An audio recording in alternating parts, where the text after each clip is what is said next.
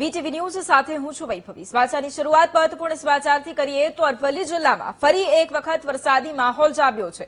મોડાસાના ગ્રામ્ય વિસ્તારોમાં ફરી એક વખત વરસાદી માહોલ જામ્યો છે।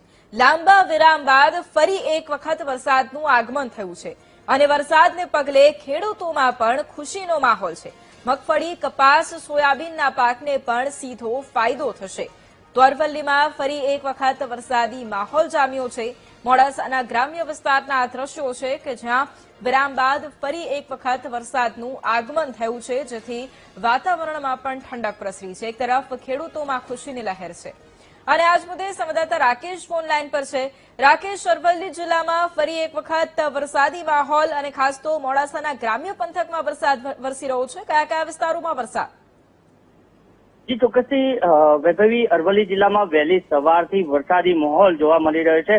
ખાસ કરીને જે મોડાસા ગ્રામ્ય વિસ્તાર છે તે વિસ્તારમાં વહેલી સવારથી વરસાદ વરસી રહ્યો છે। મોટી ઉમેદપુર, જીવનપુર સહિતના વિસ્તારમાં વહેલી સવારથી જ વરસાદ વરસ્યો છે।